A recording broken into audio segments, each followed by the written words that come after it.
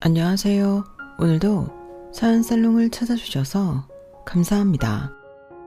저는 현재 속초로 이사해 친정엄마와 단둘이 살고 있는 30대 여성입니다. 남편과는 재작년에 최종 이혼 판결이 났고요. 이혼까지 꼬박 1년이 걸렸네요.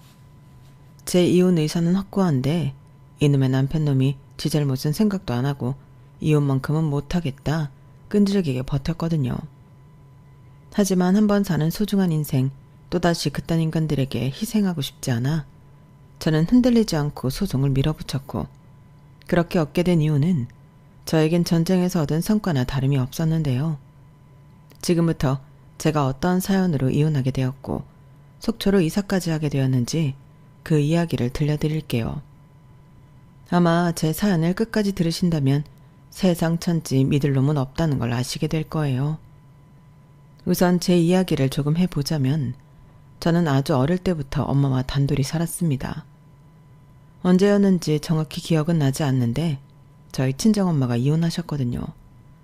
그리고 아빠는 저를 단 한 번도 보러 오지 않으셨고, 지금이야 부모가 갈라서면 아이 양육비에 대해 철저하게 하려 노력하지만 엄마 말에 의하면 그때는 그런 것도 없이 그냥 이혼했다고 하셨어요. 지금 생각하면 그땐 나도 어리고 무지했지. 그냥 네 아빠랑만 살면 그걸로 된다고 생각했어. 맨날 술 먹고 돈 생기면 딴 생각하는 네 아빠 지긋지긋했거든. 이렇게 말씀하셨는데, 그래서 친정엄마는 저 키우느라 혼자 힘들게 사셔야만 했죠. 아침 일찍 출근해 밤 늦게까지 일을 하셨거든요. 그러니 어렸던 저는 얼마 얼굴 보는 게 하루 중 자는 시간 빼고 3-4시간도 채 되지 않았는데요. 그래서 웃긴 얘기지만 사춘기가 왔어도 받아줄 엄마가 없다 보니 사춘기가 온지도 모르고 지나갔어요. 저희 엄마는 저를 보며 늘 그러셨거든요. 세아야, 엄마가 바쁘다는 핑계로 잘 못 챙겨줘서 항상 미안해. 그리고 엄마 없이도 뭐든 잘해주는 세아가 있어. 엄마 늘 고맙다. 이렇게 말하는 엄마에게 철없이 투정이나 짜증을 부릴 수는 없었어요. 사춘기도 결국 자리 봐가면서 부리는 앙탈 같은 거더라고요. 그리고 저 때문에 고생하는 엄마라는 걸 너무나도 잘 알고 있었기에 엄마 손이 부족하다는 이유로 엇나갈 수도 없었는데요. 그냥 저는 어쩔 수 없는 환경에 철이 빨리 들었어요. 그리고 애석하게도 그다지 공부는 소질이 없었는데 서울권은 고사하고 수도권 대학도 저에겐 꿈의 대학이었죠. 그래서 고민을 많이 했어요. 저희 집이 넉넉한 것도 아닌데 지방대를 간다고 그 비싼 등록금을 쓰는 게 맞는 건가? 그런 현실적인 고민을 했더랬죠. 그런데 저희 엄마는 생각이 달랐어요. 지방대도 대학이라며 가서 대학 생활도 하고 거기서 필요한 공부를 하면 되지 않겠냐고 하셨는데, 솔직히 대학은 가고 싶었거든요. 그저 가난한 살림에 이렇다 할 대학도 아닌 지방대를 가겠다 하는 게 엄마에게 미안해 망설였는데, 저는 엄마의 말에 충청권의 대학을 진학했어요. 그리고 엄마에게 부담을 주고 싶지 않아 대학에 가서는 공부에 열을 올리는 학생이 되었는데요. 그래서 교수님이 저를 무척이나 예뻐해 주셨죠. 그에 따른 효과로 학점도 잘 나왔고요. 그러니 대학에 들어가고 나서는 전액 장학금은 아니더라도 매 학기마다 상당수 대학금을 받아 엄마의 부담을 덜어드렸는데, 그러면 엄마는 또 저를 너무 대견해 하셨어요. 그런 칭찬 속에 저는 제 꿈을 찾았고 그 꿈은 사회복지사였는데요. 부끄러운 말이지만 제가 전공을 선택할 때 당시 담임선생님의 판단으로 사회복지과를 정했거든요. 단순히 지방대라고 해도 그 분야가 전망이 밝고 지역을 타지 않으면서 학벌을 크게 따지지 않는 직종이라며 저에게 사회복지과를 추천해 주셨는데, 제가 평소 학교에서 보인 모습도 한몫했던 것 같아요. 제가 원래 남들 잘 안 보는 사소한 것도 혼자 신경 쓰고 누군가를 돕고 희생하는데 별 거리낌이 없었어요. 오히려 내가 할 수 있는데 나 편하자고 안 하면 그게 두고두고 신경이 쓰이는 그런 아이였어요. 그러니 어찌 보면 사회복지과가 제 적성에 딱이었는데, 실제로 대학에 들어와 공부를 하니 점점 그 일을 정식으로 하고 싶다는 생각이 강하게 들더군요. 그리고 목표가 생기니 공부도 더 잘 되는 것 같았는데요. 나름 공직이라면 공직이라 더 뜻을 품었던 것 같아요. 하지만 사회복지과를 졸업한다고 해서 바로 사회복지사가 되는 건 아니었으니 저는 공시를 준비하게 되었는데 이게 참 쉽지 않더군요. 졸업 후에도 공시생 신분을 벗어나지 못했거든요. 게다가 왜 이리 한 해가 지나면 지날수록 응시자는 늘어가는지 경쟁률도 점점 높아졌는데 매년 자신감을 잃어가는 것 같았어요. 그래도 옆에서 많은 지원을 해준 엄마를 위해 저는 포기할 수 없었고, 여기서 더 솔직히 얘기하자면 저는 당시 이거 아니면 딱히 할 수 있는 일도 없었어요. 그러니 더욱 죽기 살기로 할 수밖에 없었죠. 사실 그 사이 취직을 해볼까 하고 작은 회사들의 이력서를 넣어보기도 했는데 지방들을 나온 저를 채용해주겠다는 회사는 단 한 군데도 없었어요. 대기업은 꿈도 못 꾸지만 그 정도 회사면 가능성이 있지 않을까 그런 마음으로 지원했는데 이력서에 지방대인 저희 학교 이름을 적으면 어쩐지 면접 때부터 저를 제외시키는 그런 기분이 들더라고요. 그래서 사회복지사라는 꿈을 포기하고 싶어도 포기할 수 없었는데요. 그렇게 꼬박 5년을 준비한 끝에 저는 시험에 합격했어요. 그때는 세상을 다 가진 그런 기분이었죠. 일도 무척 열심히 했어요. 그러면서 알게 된 사람들도 많았는데 그 중에 한 명이 남편이었습니다. 남편은 평범한 구급 공무원이었는데 같은 행정복지센터에서 근무했어요. 그리고 같은 곳에서 근무하다 보니 자연스럽게 친해졌는데 남편과 저는 공통점이 많았어요. 게다가 결이라고 할까요? 어쩐지 저와 남편이 비슷한 사람처럼 느껴졌는데 그런 데는 다 이유가 있었어요. 왜냐하면 둘 다 한부모 가정에서 자랐기 때문이었죠. 남편 역시도 홀어머니 밑에서 일찍 철이 들었는데 자기 때문에 고생하는 엄마를 위해서라도 빨리 자리를 잡고 싶었답니다. 그래서 대학도 가지 않고 고3 때부터 공시 준비를 했다고 했는데요. 남편 역시도 첫 시험에서 떨어지고 또 군대 다녀오고 하면서 5년 넘게 시간이 걸렸다고 했어요. 그러니 이상하리만큼 말도 잘 통하고 생각도 잘 통해 함께 있는 시간이 좋았는데 우리는 서로 힘들었겠다. 그래도 우리 이만하면 잘 컸지 않아? 이런 심심한 위로를 나누며 부쩍 가까워졌어요. 농담처럼 들리시겠지만 정신 차려보니 우리는 남들이 다 아는 커플이 되어 있었죠. 그리고 연애만 꼬박 4년을 넘게 했는데 결혼하지 않으면 이상한 일이었어요. 남편은 중간에 다른 곳으로 발령이 나기도 했는데 저희 두 사람의 마음은 변하지 않았죠. 그리고 남자치고는 살가운 구석이 많았던 남편은 자기 집에 저를 종종 초대했는데요. 그래서 연애할 때부터 시어머니와 자주 만났어요. 게다가 저희 엄마와 다르게 여장부 스타일의 호탕한 시어머니는 같은 여자가 봐도 시원시원하고 소탈해 보였는데 저를 보시고는 그러셨어요. 내가 원래는 아니랬는데 아들 키우다 보니 성격이 이렇게 돼버렸어. 나도 새아 같은 딸 키웠으면 고생고생 했을 텐데. 새엄마는 정말 좋겠다. 새아 같은 딸이 있어서. 그나저나 둘이 결혼은 언제 할 거야? 나 니들 결혼하는 거 이번 생에 볼 수는 있는 거니? 라고 농담하듯 말씀하셨어요. 그리고 지금 생각해보면 결혼 전에는 늘 말씀 전에 제 칭찬을 늘어놓으셨는데 그만큼 시어머니는 제가 시집 오기 전부터 저를 참 좋아해 주셨죠. 사람 마음이 그렇잖아요. 나를 좋아해 주는 사람인데 당연히 저도 좋았죠. 그러면서 무슨 자신감인지 나는 결혼해도 시어머니와 갈등 뭐 이런 건 없을 거라고 생각했는데요. 제가 순진했어요. 하늘의 별도 달도 다 따다주고 저를 위해서라면 죽을 수도 있다는 남자는 결혼 후 자기밖에 모르는 천하의 못난 사람이 되었거든요. 거기에 저 같은 며느리를 보고 싶다고 노래를 하시던 시어머니는 너 같은 며느리가 어디 있냐고 두 눈에 쌍심지를 키셨는데 저를 무슨 자기와 자기 아들을 위해 희생해야 하는 종으로 아는 것 같았어요.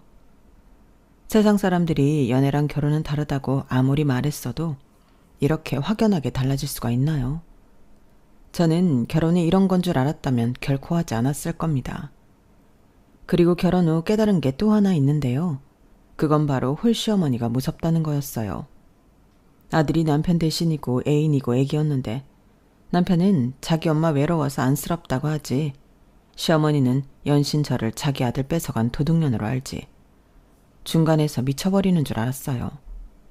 아니 이럴 거면 아들 장가를 보내지 말고 끼고 사시지 왜 그렇게 결혼해라 하셨을까요?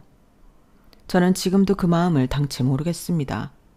거기에 왜 빨리 아기를 갖지 않냐고 남들 다 아는 구박까지 빠지지 않고 하셨는데 나중엔 시어머니가 싫어지더군요. 처음부터 저런 사람인 줄 알고 각오한 결혼이었으면 몰라도 완전 속은 기분이 드는데 남편은 다른 시어머니들도 다 그렇다며 저더러 유난 떨지 말라고 했어요. 우리 엄마 정도면 양반이지. 이렇게 말하는데 그 주둥이 정말 확 꼬매버리고 싶었죠. 자기한테나 불쌍하고 좋은 엄마지 저한테는 아니잖아요.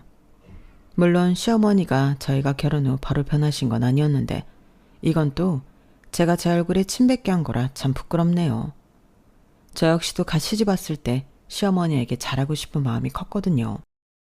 그래서 제가 자처한 일이 좀 많았는데 일단 남편이 바쁠 때면 저는 혼자 시댁에 가서 시어머니와 밥도 먹고 시간을 보냈어요. 어차피 집에 가면 혼자고 또 혼자 아무렇게나 먹고 말 건데 시댁에 가면 시어머니랑 식사다운 식사도 하고 여자들끼리 수다도 떨고 너무 좋을 것 같더라고요. 길에서 꽤나 자주 남편이 있던 없던 시댁에 가는 며느리였는데 그런 제 모습을 남편이 많이 좋아했어요. 자기야, 나는 진짜 요즘 그런 생각 많이 한다? 내가 결혼 하나는 잘했다고. 세상에 자기 같은 천사 며느리가 어딨어. 우리 엄마가 딸이 없잖아. 근데 요즘은 자기가 있어서 너무 다행이야.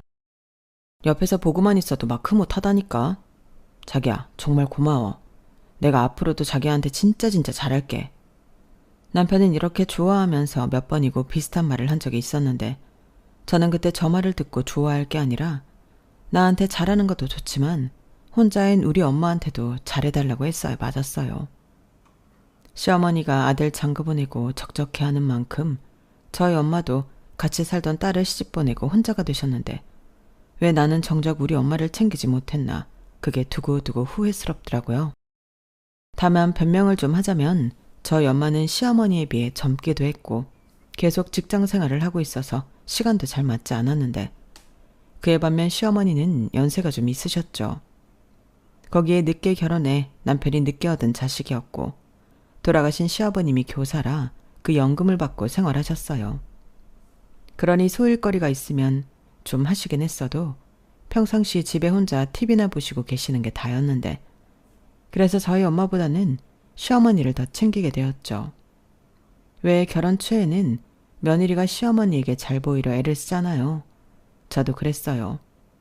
결혼 전에도 예쁨을 받았으니 결혼 후에도 예쁨을 받고 싶었죠.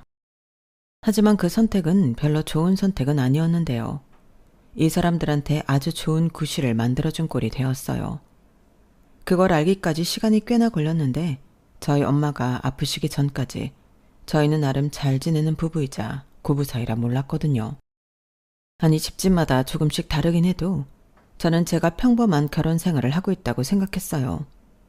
그러면서 아무래도 저도 몸이 하나라 일하고 살림하고 또 혼자 계신 시어머니 챙기느라 마음과 다르게 친정에는 자주 가지 못했는데요. 엄마가 바쁘기도 하고 의뢰 우리 엄마는 잘 지내고 있을 거라고 생각한 제 부주의가 컸어요. 또 남편이 혼자 있는 저희 엄마 챙기는 걸 영 불편해했는데 뭐 말로는 그러더군요. 장인어른이면 같은 남자니까 관심사도 나누고 같이 할 수 있는 것도 많은데 장모님은 좀 어려워. 이랬거든요. 그러니 굳이 남편이 어렵다는데 피곤하게 끌고 친정에 가고 싶지 않았고 대신 친정엄마랑은 전화통화를 자주 했는데 저는 한심하게도 제가 잘하고 있다고 있는 줄 알았어요. 제가 못 가도 친정엄마 용돈은 잘 보냈고 또 선물도 자주 보냈거든요. 그러니 저는 저 혼자 시댁도 친정도 잘 챙기는 여자라 착각하며 살았고 그러는 사이 친정엄마의 몸속에는 잊지 말아야 할 암세포가 증식하고 있었는데 엄마는 저랑 통화를 할 때면 늘 비슷한 소리를 하셨어요. 엄마는 잘 지내. 내 걱정하지 말고 너나 잘 살아. 최서방이 속 썩이진 않지? 시어머니 혼자 계신데 네가 잘 챙겨드려라. 엄마는 진짜 걱정할 거 없어. 엄마가 무슨 걱정거리가 있니? 너도 시집가서 잘 사는데 엄마는 너만 잘 지내면 다 괜찮아. 이렇게 말씀하셨거든요. 잘 지내긴 뭘 잘 지냈다고. 저는 그때만 생각하면 가슴에 억장이 무너집니다. 왜냐하면 저는 바보처럼 엄마의 말을 철석같이 믿었거든요. 엄마가 혼자 그렇게 병을 키우고 있는 줄 꿈에도 몰랐어요. 아프다고 몸이 좀 이상한 것 같다고 말이라도 해줬으면 병원에 같이 가보자고 했을 텐데 저는 엄마가 괜찮다고 하니 정말 괜찮은 줄 알았습니다. 그리고 제가 엄마가 괜찮지 않다는 걸 알았을 때는 이미 그때가 많이 늦었는데요. 의사 선생님도 저를 보자 버럭 화부터 내시더군요. 아니, 뭐가 그렇게 바쁘다고 얼굴 보기가 힘들어요? 내가 어머니한테 따님 데리고 오라고 몇 번을 얘기했는데 엄마 이렇게 많이 아픈 거 알고도 그런 건 아니죠? 이런 말을 들었거든요. 저는 의사 선생님 말에 깜짝 놀랐죠. 옆에서 엄마는 무슨 죄인 마냥 고개를 푹 숙이고 있고 저는 이게 다 무슨 상황인가 어리둥절해 있었는데 이런 제가 사태 파악을 하기까지 그리 오래 걸리지 않았어요. 엄마는 위암이셨는데 지난번 수술로 주변 장기에도 전이가 확인되었다고 했거든요. 그리고 이번에는 2번째 수술을 받아야 한다고 했는데요. 심장이 쿵 하고 바닥에 떨어지는 기분이 들어요. 전이라니 또 2번째 수술이라니 이게 다 무슨 말인가 싶으면서 대낮인데 눈앞이 캄캄했는데 엄한 분풀이는 엄마에게로 향했어요. 엄마는 사람이 왜 그래? 왜 그렇게 미련한 건데? 말을 안 할 게 따로 있지. 이게 뭐야?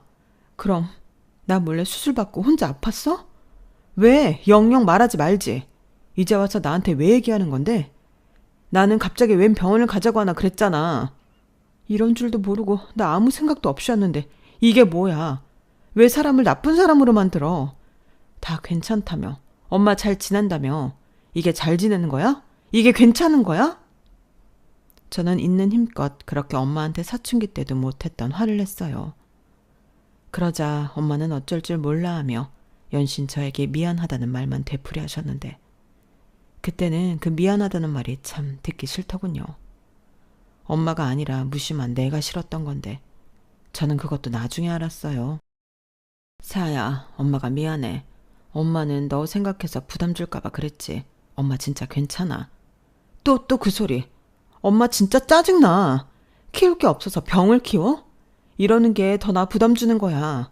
그럼 나 몰래 수술은 어떻게 받았는데? 그건 네 외삼촌한테 부탁했지. 그때는 그냥 간단하게 암세포 제거만 하면 되는 줄 알았는데 전이가 됐다고 하더라고. 그래서 다 제거를 하지 못했다고 해서 항암도 하고 그러다가 다시 수술로 제거하는 게 좋은 것 같다고 하는데 네 외삼촌도 너한테 빨리 얘기하라고 하도 성화를 부리는 거야. 아니면 자기가 너한테 연락한다고 하는데 엄마도 별 수 없었지. 보호자 없이 수술 받을 수는 없으니까. 내가 진짜 못 살아. 엄마 왜 그렇게 밀어내? 딸 뒀다 뭐해? 왜 딸이 있는데 외삼촌한테 아쉬운 소리를 하냐고. 내가 외삼촌보다 불편한 사람이야? 그야 미안하니까. 넌 엄마 때문에 고생을 많이 했잖아. 진짜 싫어. 그놈의 미안하다는 말 좀 그만하면 안 돼? 그렇게 미안하면 나한테 미안할 일을 만들지 마. 저는 그동안 철든 딸 행색은 다 해놓고 그때는 그렇게 있는 대로 아픈 엄마한테 짜증을 부렸어요. 그리고 무섭고 두려운 마음에 울기도 많이 울었는데 정신을 차려야만 했죠. 의사 선생님 말로는 하루빨리 엄마가 수술과 입원 치료가 필요하다고 했거든요. 게다가 엄마의 시간이 어쩌면 얼마 남지 않았을 거라고 하셨는데 저는 그 모든 말들이 목구멍에 박힌 가시처럼 느껴졌어요. 숨만 쉬어도 목구멍이 아픈 가시요. 그리하여 그날 이후 저는 잠시 일을 쉬고 엄마 옆에 있어야겠다고 결심했는데요. 남편은 분명 저희 엄마가 암이라는 사실을 알았음에도 제가 일을 쉬는 걸 탐탁치 않게 생각했어요. 꼭 그럴 필요가 있냐고 하는 거예요. 병원에 가지 말라는 게 아니고 병행할 수 있는데 굳이 그럴 필요가 있냐는 소리야. 장모님도 하루 종일 자기가 옆에 있으면 불편하지 않을까? 차라리 아니면 간병인을 쓰는 건 어때? 아, 간병인은 좀 비싼가? 하긴 장모님이 암이라고 해도 사지 60 멀쩡한데 간병인은 좀 사치겠다.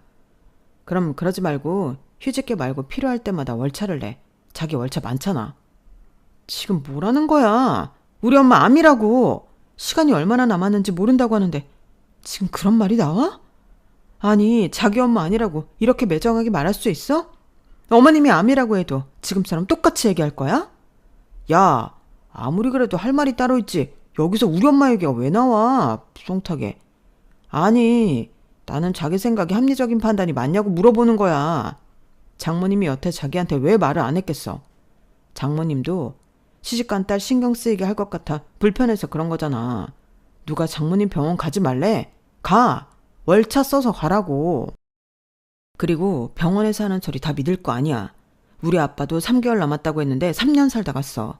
온 식구 다 고생시키고 돈은 돈대로 다 까먹고 빚까지 지내 만들더니 그제야 가더라. 사람 죽는 거 그렇게 쉬운 일 아니야. 자기도 그 얘기 들어봤지? 긴 병에 효자 없다는 말. 멀리 생각해. 지금 당장 휴직계 썼는데 장모님 별 다른 진전 없이 오래 투명하면 그땐 어쩔 거야? 저는 남편의 말을 듣고 어이가 없었어요. 잘도 나불거리는 그 주둥이를 할 수만 있으면 찢어놓고 싶더라고요. 그러면서 동시에 내가 사랑했던 남자가 저렇게 매정한 사람이었나 서운한 마음도 감출 수가 없었는데요.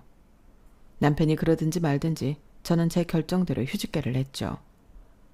지금 이 순간은 다시 못 올 순간이니까요. 그리고 하루하루 엄마와 보내는 시간을 소중하게 보내겠노라 다짐했는데 이런 제 마음을 남편은 끝내 알아주지 않더군요. 아니, 알아주지 않아도 괜찮은데 남편은 자꾸만 제 신경을 긁어댔어요. 자기 너무한 거 아니야? 장모님 챙기는 것도 좋은데 나도 챙겨야지. 빨래가 이게 뭐야? 셔츠가 다 구겨졌잖아. 그리고 냉장고에 있는 거 반찬 가게에서 사온 거지? 그거 전부 맛없어. 휴직계도 냈는데 시간 많잖아. 그럼 살림이라도 잘해놓고 병원에 가야 하는 거 아니야? 뭐라고? 내가 휴직계를 낸 게 살림할 시간 벌려고 했어? 그렇게 불만이면 자기가 해. 반찬 가게에서 사온 게 뭐? 나도 자기 생각해서 사다 놓은 거야. 내가 못 만들어주니까. 그래도 나름 찾아보고 손님 많다는 곳에 일부러 가서 사온 거라고. 나를 생각해서 그런 거라고? 기가 막혀서. 그럴 시간에 그냥 반찬을 만들겠다. 아니, 하루에 저녁 한 끼 남편이랑 같이 먹어주는 것도 못해? 내가 힘들게 일하고 집에 들어와서 맨날 혼자 밥 먹고 의미 없이 TV나 보다가 자는 게 맞냐고. 왜 이래? 내가 있을 때도 자기 퇴근하고 오면 TV나 보다 잤잖아. 내가 산책 겸 아파트 단지 한 바퀴 돌자고 해도 피곤해서 싫다며. 근데 이젠 TV 보다가 자는 게 싫다고? 그냥 혼자 있는 게 싫다는 소리지. 낮에 병원 갔으면 나 퇴근할 때는 집에 와 있어야 할 거 아니야. 내가 뭐 병원에 살아? 나도 8시쯤엔 집에 들어오잖아. 무슨 소리라는 거야? 아, 몰라. 아무튼 다 좋은데 내가 퇴근하고 집에 오면 그땐 집에 있어. 그렇게 통보하면 나는 뭐 따라야 하는 거야? 막말로 자기는 우리 엄마 병원 입원한 게 언젠데 장모 병문안 한 번을 안 와. 그렇게 불만 가질 시간에 차라리 병원으로 와. 같이 저녁 먹고 같이 집에 오면 되잖아. 내가 거길 왜 가?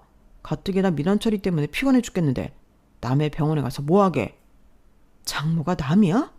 어쩜 자기는 말을 그렇게 해? 몰라. 나도 불편하니까 짜증나서 그러지. 저는 저한테 짜증을 부리는 남편을 보고 오만정이 떨어졌어요. 아니, 장모를 남이라고 표현하고 거길 왜 가냐고 발끈하는 게 사위가 맞나요? 그래놓고 자기는 제가 자기 엄마한테 가서 아부 떠는 건 또 좋다고 하니 그때 정신이 번쩍하고 들었어요. 나중에 남편은 자기가 일부러 나쁜 마음으로 그런 게 아니라 장모님이 불편해하실 것 같아 그랬다고 말을 바꿨지만 저는 그게 도리가 아니라고 생각합니다. 지금도요. 하지만 남편은 그때도 뻔뻔하게 말했어요. 내가 거기 가서 장모님 병수발을 들어드릴 것도 아닌데 뭐하러 신경 쓰이게 거기 가겠어? 나도 장모님 배려한 거야. 사위가 아무리 좋아도 사위지. 장모님은 여자 아닌가? 흐트러진 모습 나한테 보이기 좋겠냐고. 이렇게 말했는데 참 기가 막히는 논리죠. 그리고 저는 계속 저런 식의 말을 듣다 보니 어느 순간부터는 나도 모르겠다. 집안일도 신경 쓰지 않게 되었어요. 그때가 엄마 수술 날짜가 잡혀 있어서 마음이 싱숭생숭하기도 했고 나름 노력을 해도 남편이 알아주지 않는데 힘 빼고 싶지 않더라고요. 그리고 이윽고 엄마의 수술날이 다가왔는데 저는 남편이 됐던 말던 그날은 집에 못 들어온다고 통보했어요. 아무래도 수술한 직후는 제가 엄마 옆에 있어야 할 것 같았거든요. 그런데 남편은 아무런 반응을 하지 않았는데 수술 하루 전날 아침에 남편이 그랬어요. 근데 오늘 엄마가 집에 와서 밥 먹으라고 하지 않았어? 어? 근데 내가 말했잖아. 내일 아침에 엄마 수술인데 못 가지. 자기 혼자 가. 헤이, 그러는 게 어딨어. 그러지 말고 수술 내일이면 오늘 저녁엔 시간 되잖아. 오늘 저녁부터 엄마 금식이고 수술 전날이라 엄마 옆에 있고 싶어. 어머니한테는 내가 좋게 얘기할게. 아주 네가 상전이구나. 시어머니 무서운 줄도 모르고. 이것 봐. 우리 엄마가 너무 잘해줬어. 무슨 출가 외인이 친정 챙기느라 시어머니 말을 개똥같이 들어. 시끄럽고 오늘은 우리 엄마가 오라고 했으니까 잔말 말고 6시까지 엄마네로 와. 내가 말을 안 해서 그렇지. 그렇게 친정만 챙길 거면 뭐하러 나랑 결혼했냐? 나도 많이 참고 있어. 참는 게 이 정도면 안 참으면 난리 나겠네. 자기가 뭘 참아? 그리고 내가 괜히 그래? 막말로 오늘이 어머니 생신도 아니고 무슨 특별한 날도 아니잖아. 그럼 이해할 수 있는 거지. 내가 자기더러 내일 우리 엄마 수술이니까 휴가 내고 병원 오라고 하지 않잖아. 그야 나는 남자잖아. 저는 남편이 그 남자라는 말에 할 말을 잃었어요. 남자면 뭐 처가에 소홀해도 된다는 소린가요? 그래놓고 며느리는 도리를 다해야 한다고 생각하는 저 심보는 뭐인 거죠? 남편은 지가 말하고도 민망했는지 서둘러 자리를 피했어요. 그리고 저는 그날 하루 종일 이대로 결혼 생활을 유지하는 게 맞는 건지 고민하게 되었는데, 이혼이 쉬운 일은 아니지만 아이도 없는 지금 할 거면 지금 하는 게 맞다는 생각도 들더군요. 그동안은 몰랐는데 남편이 우리 엄마에 대해 어떤 마음을 갖고 있는지 다 알아버렸잖아요. 그런데 다시 하하하 호호호 하며 지낼 수는 없을 것 같았는데 이미 제 마음이 예전 같지 않은 것도 한몫했죠. 더 이상 시어머니에게 잘해드리고 싶은 마음도 없었는데, 시어머니도 제가 휴직계를 내고 친정엄마 병간호에 매달려 있는 걸 불만스러워 하셨어요. 이유는 간단했죠. 자기 아들 불편하고 힘들다고요. 게다가 제가 휴직계를 낸 동안은 아주 적은 기본금만 나왔는데 저희가 신혼집을 전세로 얻으면서 전세자금 대출을 받은 게 있었어요. 그러니 시어머니는 자기 아들만 고생하는 거 아니냐고, 저더러 시집 왔으면 친정 챙기고 싶어도 남편을 우선으로 생각하는 게 맞다고 일장연설을 한 바가 있었는데요. 아마 그래서 시어머니한테도 별로 예우를 갖추고 싶지 않았어요. 그 어머니의 그 아들이라고 남편이 싸가지 없는 게 시어머니 때문 같았거든요. 그리하여 시어머니가 오라고 해도 저는 저녁 먹으러 갈 생각이 없었는데요. 그렇게 제가 병원에서 하룻밤을 보내고 다음날 10시 엄마 수술을 기다리고 있었는데 다행이라고 해야 하나, 남편도 시어머니도 저에게 전화를 한 통도 하지 않으셨어요. 저는 속으로 전화해서 얼마나 해야 될까 걱정하긴 했는데 전화가 전혀 오지 않으니 오히려 고맙더라고요. 그렇잖아요. 가뜩이나 자기가 아픈 것도 미안해 죽겠는 엄마인데 자기 때문에 부부 사이도 또 고부 사이도 나빠졌다고 생각하면 마음이 얼마나 불편하겠어요. 그래서 그때는 그게 뭐라고 참 고맙게 느껴졌는데요. 그때는 자기들도 일종의 양심은 있어 그런 줄 알았네요. 아픈 사돈 눈치를 본다고 생각했거든요. 하지만 그건 어디까지나 제 희망사항이었고 그들의 마음은 그게 아니었어요. 그들은 그들대로 꿍꿍이가 있었거든요. 그걸 알았을 때는 엄마의 수술이 다행스럽게 잘 되었다는 사실을 알고 하루 동안 중환자실에 있는다고 해서 다음날 일찍 오기로 하고 집에 돌아왔을 때 알았는데, 현관 앞에 익숙한 시어머니 신발이 보였어요. 그리고 현관 중문을 여니 시어머니의 목소리가 까랑까랑하게 들렸는데 저를 보자 눈배와 눈빛이 달라졌어요. 그때 새삼 다시 소름이 돋더군요. 예전에는 저 같은 딸이 있었으면 좋겠다고 하루빨리 자기 며느리가 되어달라고 하던 시어머니였는데 지금은 표독스럽게 저를 쳐다보고 이렇게 말씀하셨어요. 그래, 니네 엄마는 수술 잘 받았다니? 당장 죽고 사는 수술도 아니었을 텐데 너도 참 유난이다. 그래서 엄마는 네가 하루 종일 붙어있으니 좋으시다니? 그럴 거 뭐하러 시집을 보내셨다니? 평생 끼고 사시지. 저는 시어머니 말에 일부러 대꾸하지 않았어요. 아니 저건 저한테 비아냥거리며 시비를 걸겠다는 거잖아요. 그런데 제가 저기에 대고 말을 하기 시작하면 시어머니와 싸움을 해야 할 것 같아 일부러 입을 꾹 다물고 안방으로 들어왔는데 아마도 그런 과정에서 제 표정도 좋지 않았겠죠. 그러자 시어머니는 그런 저를 보며 아쭈, 이젠 시어머니 말은 말 같지도 않다는 거냐? 살다 살다 이런 날이 나한테 올 줄은 꿈에도 몰랐네. 라고 끝까지 시비를 거셨어요. 그리고 남편은 저를 따라 안방으로 들어왔는데 지금 자기 엄마를 무시하는 거냐고 눈에 쌍심지를 켜고 목에 핏대까지 세우더군요. 그래서 저는 어머니 보시는 앞에서 싸우고 싶지 않아서 일부러 피한 거야 라고 했는데요. 남편은 저더러 어이가 없다고 했어요. 그러면서 한다는 말이 어차피 우리 엄마 모시고 살 거였는데 이참에 그냥 오늘부터 모시고 살자. 불만 없지? 이거였는데 저는 기도 차지 않았어요. 시어머니를 모시고 사는 건 부부가 충분히 상의해야 하는 일인데 남편 멋대로 저렇게 말을 하는 걸 봐서 이 사람은 텄구나 싶더라고요. 그래서 그 이후엔 그냥 너는 떠들어라 하고 두기를 맞고 씻고 옷을 갈아입었는데 씻고 나오니 안방까지 시어머니가 들어와 계시더군요. 그리고는 기다렸다는 듯 불만을 쏟아내기 시작하셨는데 일단 살림 지적부터 시작하셨어요. 남편한테 듣고 어제 그냥 저희 집에서 밥을 먹기로 하고 당신이 오셨다는데 전부 엉망이지 않냐고 열변을 토하기 시작하셨어요. 그동안은 내가 너를 믿고 맡겼는데 이게 뭐니? 아주 결혼 생활을 날로 먹고 있었네. 반찬들도 그래. 사온 반찬에 있는 반찬도 어찌나 오래됐던지 저게 사람 먹을 음식이니? 나는 우리 아들 저런 거 안 먹었다. 어떻게 된 게 저딴 걸 음식이라고 냉장고에 넣어놓을 수가 있어? 나는 열어보고 음식물 쓰레기통인 줄 알았어. 저는 어차피 반문해봤자 당신 얘기만 하실 걸 알고 있었기 때문에 시어머니가 무슨 말씀을 하시던 일괄적으로 무시했어요. 물론 어른이 말씀하시는데 무시하는 건 예의가 아니지만 저 딴에는 참는 거였어요. 아무리 생각해도 제 잘못은 없는 것 같고 저도 서운한 걸로 따지면 한도 끝도 없는데 이걸 말하기 시작하면 제가 더 실수할 것만 같았죠. 하지만 시어머니는 제가 시종일관 당신을 무시한다고 생각하셨고 옆에서 듣고만 있던 남편도 동조하며 저를 아주 천하에 못돼 먹은 싸가지 없는 며느리로 몰아갔는데 그땐 저도 참을 수 없었어요.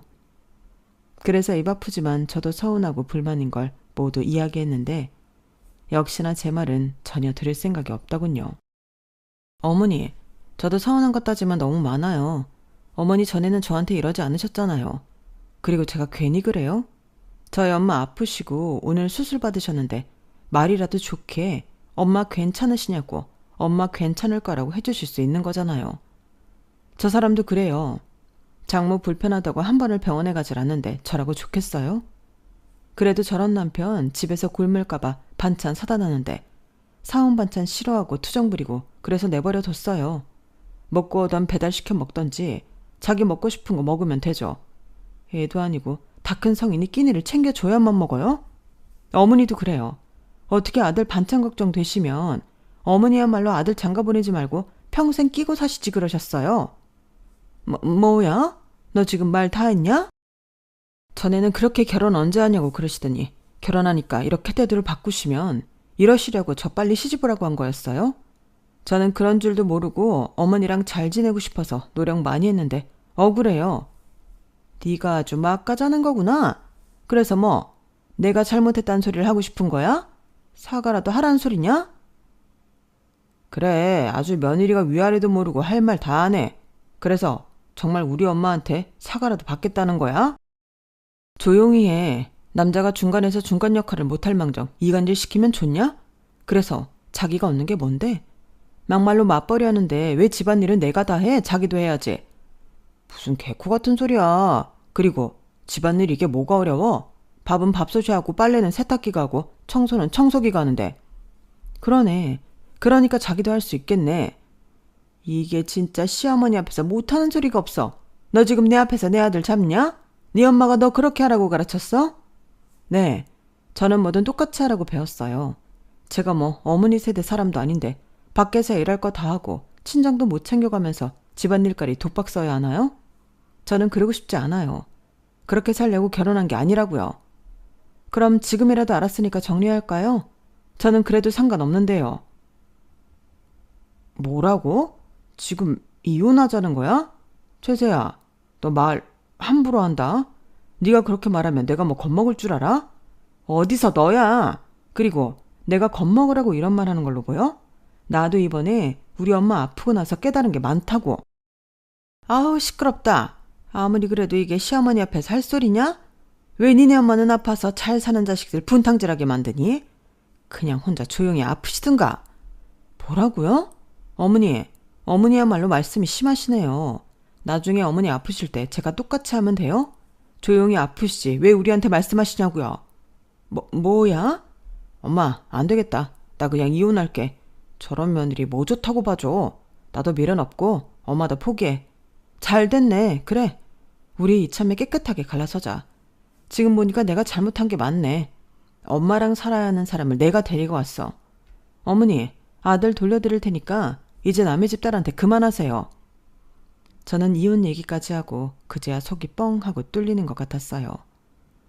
아무리 좋은 마음으로 이해하려고 해도 이 사람들은 답이 없어 보였는데 지금 이 꼴을 보고 참는다면 다음에는 어떤 꼴을 봐야 할지 두렵더라고요.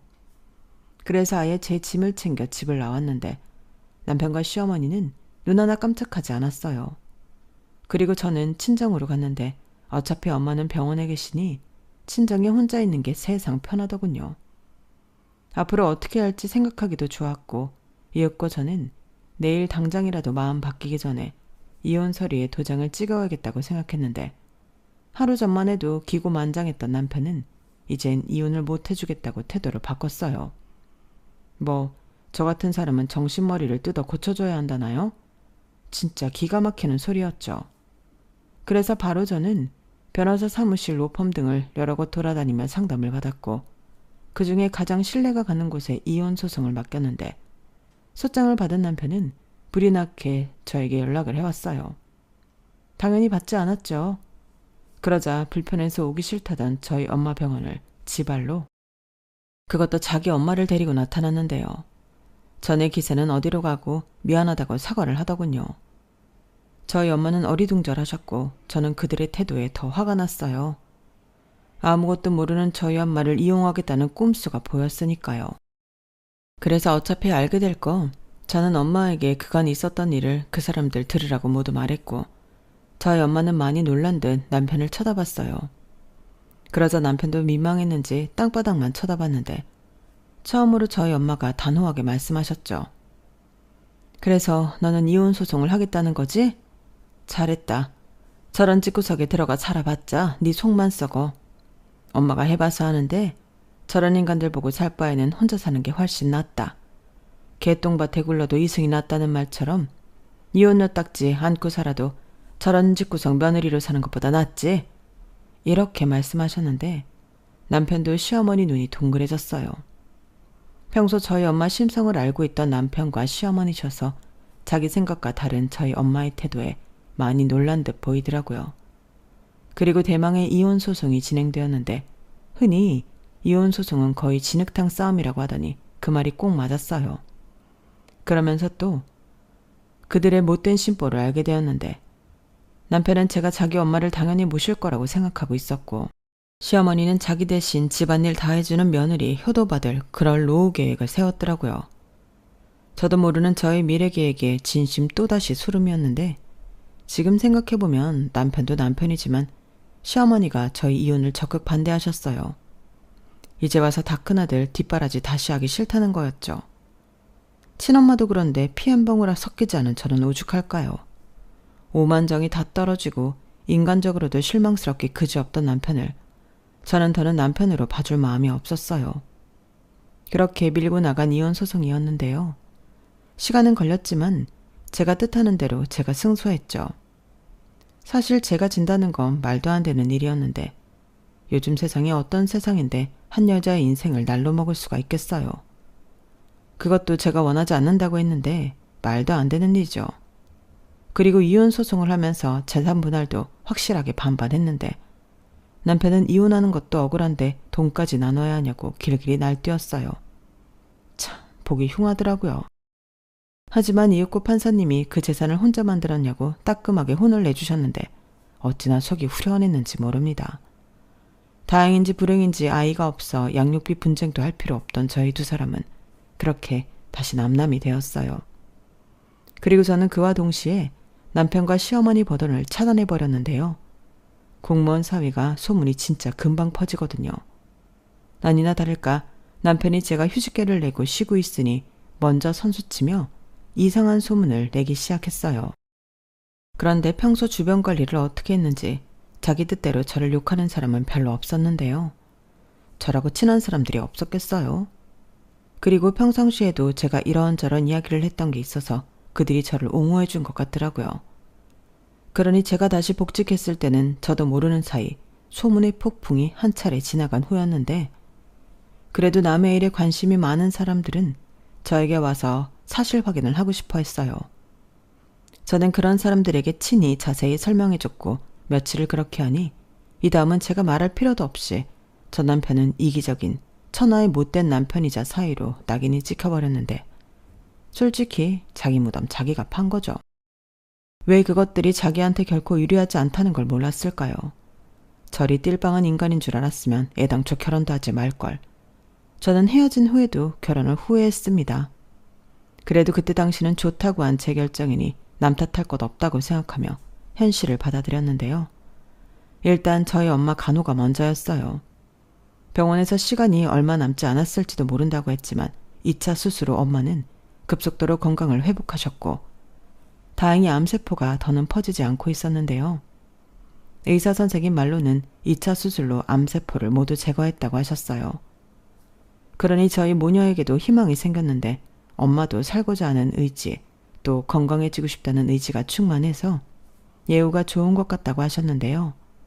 아마도 이혼한 딸, 당신이 또 건사해야 한다는 그 마음 하나로 의지를 다지지 않았나 생각합니다.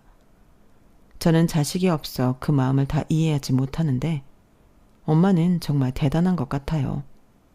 물론 전 시어머니처럼 이상한 논리를 펼치는 엉망진창인 엄마도 있지만 심보가 고약해서 그렇지 그 또한 자기 아들을 위하는 마음에서 비롯된 게 아닌가 싶습니다. 이혼 소송이 끝나고 다행히 지금은 물 좋고 공기 좋은 속초로 정근과 동시에 이사도 왔는데 모든 것이 만족스러워요.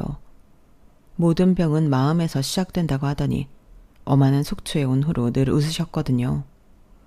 그리고 그 효과인지 이젠 암수술을 2번이나 받았다고 하면 주변에서 깜짝 놀랄 정도로 건강을 회복하셨는데, 그 이후 저는 엄마와 한 가지 약속을 했습니다. 그게 뭐였냐면 무조건 덮어놓고 괜찮다고 하지 않기로 했어요. 솔직하게 힘들면 힘들다, 속상하면 속상하다, 있는 그대로 이야기하자고 손가락 걸고 약속했는데, 저는 앞으로 엄마와 그 약속을 잘 지키며 지금의 생활에 충실하려 합니다. 언제 또 이런 시간이 있을까 싶기도 하고, 이렇게 된 거 제가 할머니가 될 때까지 엄마랑 지내고 싶은 마음도 있는데 앞으로의 인생은 또 알 수 없죠. 다만 확실한 건 전 남편과 전 시어머니 같은 사람과는 최선을 다해 엮이지 않을 생각인데요. 간이고 쓸개고 다 빼준다고 해도 믿지 않으려고요. 그리고 아울러 최근에 들은 소식인데 망신살이 제대로 뻗친 전 남편은 아무도 모르는 곳에서 근무하고 싶다고 근무지 변경 신청을 했다고 하더군요. 아니 기껏 엄마한테 돌려줬더니 왜 또 자기 엄마 품에서 벗어나려고 기어나오는 건지. 행여 저처럼 또 속아서 그 인간에게 넘어가는 순진한 여자가 또 있을까 심히 걱정스럽네요. 부디 그 인간들이 엄한 사람 인생 말아먹지 않기를 바라며 제 사연은 여기까지입니다. 지금까지 제 이야기를 들어주신 모든 분들 감사드리고요. 좋은 사람들과 함께 하시고 건강하시길 진심으로 바랄게요. 그럼 오늘 하루도 편안하고 행복한 날 되시길 바라며 저는 이만 물러갈게요. 감사합니다. 여러분, 사연 댓글에 응원과 현명한 조언 부탁드려요. 좋아요와 구독은 저에게 큰 힘이 됩니다. 오늘도 좋은 일 가득하세요.